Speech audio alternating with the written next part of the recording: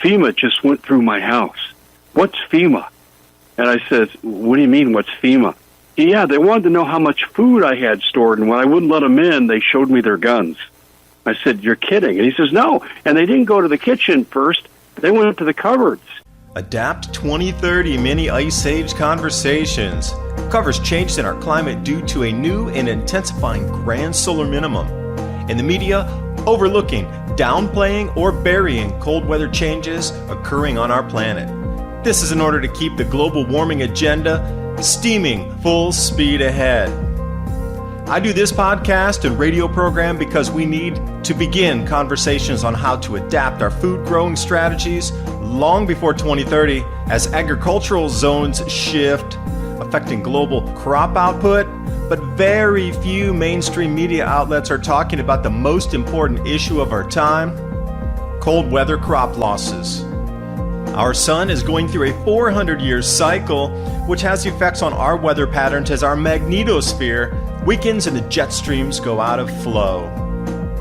It's not CO2, it's not you, it's the sun. Are you ready to thrive in the grand solar minimum? Then join me for Mini Ice Age Conversations. I'm your host, David DuByne.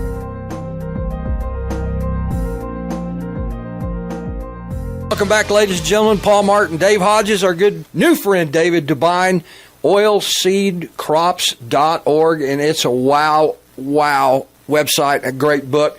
You had a piece out, infrastructure already can't cope with grand solar minimum intensification. Long before we get to the most intense effects of the grand solar minimum around 2028, our infrastructure is already having a difficult time coping. Denver International Airport brought to a standstill from a summer, quote, winter storm, unquote, highways and bridges washed away in the biggest floods ever across America, farm machinery unable to cope with muddy fields, disappearing into quicksand grow zones, and these are the events in May, June of 2019. Where do we go from here to prepare our societies for the coming changes? Well, that's just a fact. They're not preparing the societies for changes, David. That's right. You're on your own. That's the reason I spend my time talking. We're on our own. Unless you come together with people who are of like mind, like energy, you're not going to survive through this. You can't survive on your own. You're going to have to come together with community. And we've seen this through history. You know, the people who survive with the best quality of life during these times are the ones who are working together. Because, you know, everybody's building off of everybody else's skill set. And what type of skills do you have to bring to the game? Do you know how to grow your own food? Do you know how to store the food? Do you know how to prepare this food for longer-term food storage? How about security? I mean, what type of skill set? Water filtration? There's a million things we could talk about. But everybody's got their own little skill set that can be, you know, added to the greater piece here. And that's kind of what you need to bring to the table. And what can you learn from now until then as well? I'm taking a couple canning classes, and when I get home here, I'm going to be heading home next month. I'm going to go out with some wild foraging classes because that's the kind of thing I like to do is take a couple, 3-4 weekends, and every weekend go out for 2 days, do some camping, and then learn what we can eat when we're walking along. What can we forage for naturally? Because you know how many people are going to walk by food and not even know that it's there? How many people are going to starve when there's food all in front of them, but they just don't know it's there naturally? So, you know, these are the kind of skill sets that I think are going to be valuable. Oh, and basic medicine, too. Like if you have some basic EMT training, that is going to be so valuable. Dental training, these kind of things that we all need for our bodies. Absolutely, yeah. Health's going to be a must and a really good first aid kit. You got one, David? I have one. I have a little bit of training. I don't think I have enough, but I can do the basics. You know what's really interesting about what you said about the lower realm entities that are emerging? Kind of like reminds me of the movie Ghostbusters, but I alluded and we went into the break that I just written a 4-part series about this. It's on the commonsenseshow.com. It's called Revelations from the Underworld. And there are some really, really bad spiritual entities out there, and I've covered that. And Paul and I were going to talk about it today, but we glossed over it. The one place I want to take you, though, is this. You can store food, but you got to be careful and you got to hide it. And let me tell you why I say this. It was about 10 years ago.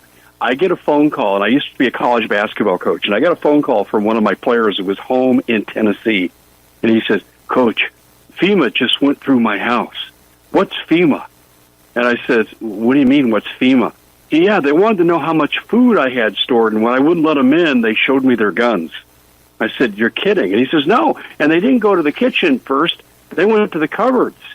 And he said, and it happened to a friend of mine down the street. They were surveying 10 years ago people's food preparation on a random basis and basically bullying their way into houses. I would say that they've probably been planning this for quite some time. And speaking of cycles, my new book with my co-author Bill Porter, Climate Revolution, a must-read for understanding our sun-driven climate.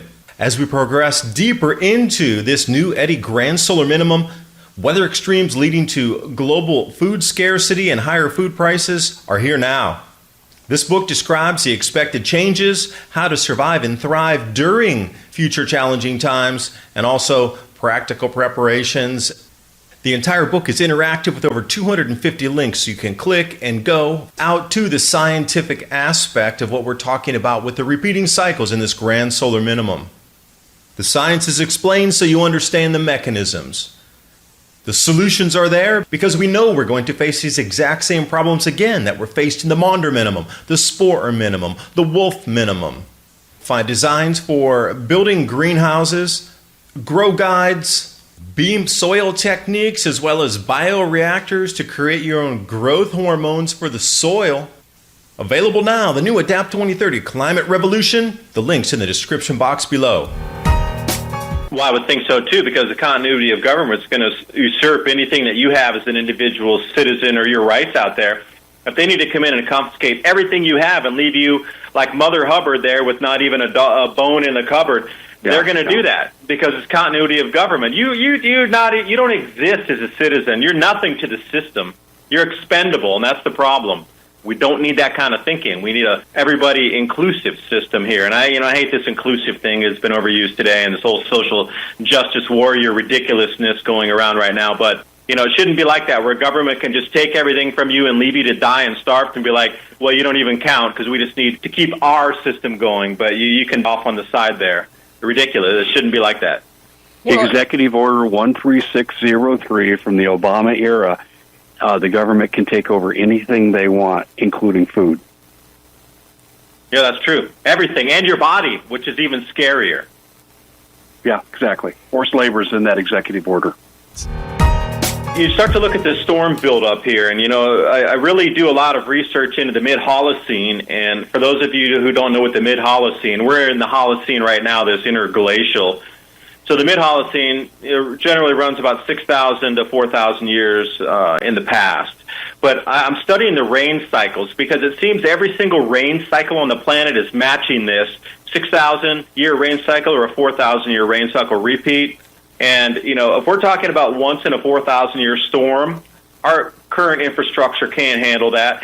It can't even handle the once in a 500-year, once in a 1,000-year storm. We've seen dams over top this year, completely washed away already in some of the floods we've had. And this is only at the 500 to 800-year intensity. What happens when every storm is a once in a 2,000-year event? Then what happens? Our infrastructure just literally won't handle it. And then what about the water? A lot of our cities rely on dams. But what happens if they're overtopping yearly now because there's too much rain, like we've seen this last year? Is a good indicator of where it's going to go. Now, will this rain cycle again, 2.0, in the harvest season and then into the planting season again in the same area as central United States? If it is, our food production is going to minimal amounts because I don't think farmers are going to be able to refurbish the fields. But take a look at the interstates. Everything's falling apart already. Bridges. Why are our bridges falling apart? Why is the money not going back into infrastructure unless they know it's kind of a moot point, just like trying to throw money into a hurricane? Why is our infrastructure falling apart and it's not being repaired? What's happening behind the scenes where they're not allocating dollars for that at the moment? Do they already know it won't survive? Well, a lot of that money's going to the military-industrial complex, but I totally agree with you. They know what's coming, and so what's the use? They're not going to be using it anyway. And welcome back, ladies and gentlemen. Last segment, Paul Martin, Dave Hodges, our new good friend who's going to definitely be back, David DuByne, oilseedcrops.org. I suggest you go there. And what was your video site, David? Adapt 2030 up on YouTube. I have around 93,000 subscribers at the moment, and I try to do videos daily. Cool. Adapt 2030. Wow. I really like that, Pete, you put up. It's not CO2. It's not you. It's the grand solar minimum. And you showed on that some of the hailstorms in France. I mean, they had some hailstorms down in Mexico that were 6 feet deep. I don't know if you saw those. Yeah, that's in Guadalajara, and we're supposed to believe that that's normal, that's global warming. Yeah. So all these the cycles are forecast to intensify for this grand solar minimum right in these same exact years right now. Yet all these huge, massive changes that are supposed to be on the multi-millennia time frame shift, and yeah, it's CO2. That's right. See, they got to have the cover story to explain the changes, because if all these changes took place and they didn't have a story in place, you might actually start asking real questions. But don't worry, it's all explained already. You're the polluter, CO2 tax, but you can't tax the sun. See, that's super inconvenient. Oh, they love that. I think that was one of Ted Kennedy's, we'd tax the air if we could. But having put that out of the way, I think some of the recommendations you made earlier, learn what is growing out there, dandelions, whatever, wild onions like they have in Oklahoma, and it's all over the place. That's a good place to start. The medicines we have, those are going to run out eventually. So for my own personal thing here, I'll tell you a personal thing. I'm learning how to grow marigolds, to boil those down at low heat into a tincture to use for antibiotics. So that'll be one, really specialized skill set. I can create antibiotics out of marigolds. Wow. So, yeah, what other types of plants that are growing around that have medicinal properties to them versus food? So there's two different animals in the woods there, medicinals and edibles. So to know the range of those, of which can be used for which, how many people know how to go out and use a willow tree to make aspirin out of it? And they're just the basic things that we're going to need when we move forward, because eventually medicines will run out. Can you imagine in a super giant catastrophe, New Madrid fault zone goes off at like an 8.5 and everything, all the pipes are ruptured across the Mississippi, all the bridges go down. The gas delivered to other places further away will stop too, so the pipes that deliver... New York City gets its gas from those pipes originating from the Mississippi River area. So everything will stop pretty much across the country. If it's a big catastrophe, you're going to use all the supplies up quickly. And then how do you get more? Well, you don't, so you'll have to improvise. So to know what's around you in nature, this is the kind of things that we need to learn. Again, all of our grandparents knew this. Now, we forgot. We've been taught to forget, to get reliant on systems. Why do we need to go to a supermarket for our fresh vegetables? My grandparents had a farm. We used to work on the farm and go out to the garden every single summer. Why have we been taught? Only a supermarket can give you a vegetable. We're not taught. We're conditioned. This video is brought to you by our friends at TrueLeafMarket.com. Heirloom and organic seeds for any grow zone on our planet.